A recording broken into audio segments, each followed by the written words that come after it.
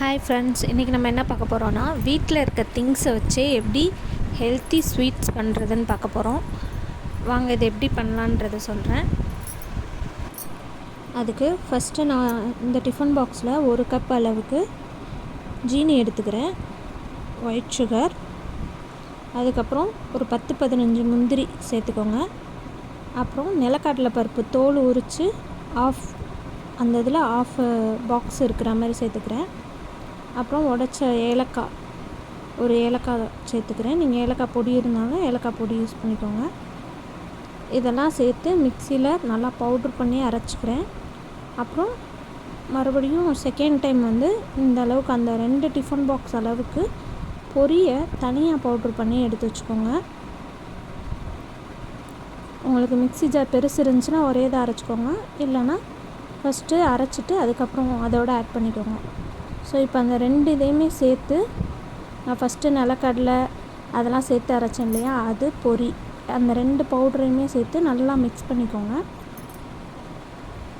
Mix பண்ணிவிட்டு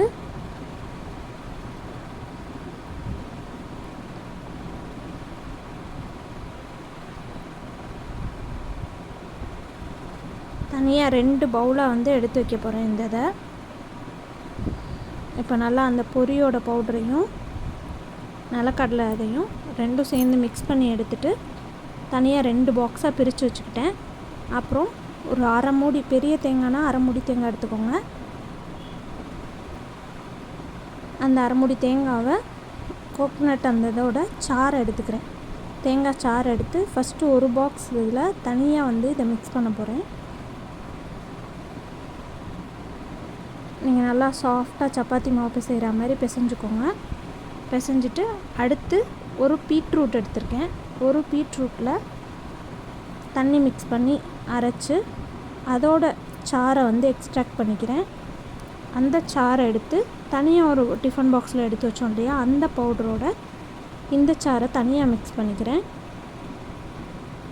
so 2ஆக divide பண்ணி first அந்த கோகோனட்டு தேங்காய் பால் இதை தனியாக மிக்ஸ் பண்ணிக்கிட்டேன், பீட்ரூட் சாறை தனியாக மிக்ஸ் பண்ணிக்கிட்டேன். ஸோ இந்த மாதிரி 2 ரவுண்டாக மிக்ஸ் பண்ணியாச்சு. ஒன்று பீட்ரூட்டு, ஒன்று தேங்காய் பாலில் பண்ணது.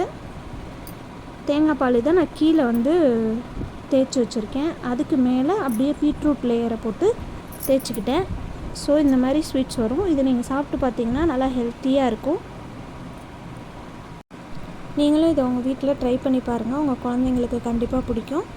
எங்கள் க்யூட் பேபி சேனல் பிடிச்சிருந்துச்சுன்னா சப்ஸ்கிரைப் பண்ணுங்கள், லைக் பண்ணுங்கள், ஷேர் பண்ணுங்கள். தேங்க்யூ.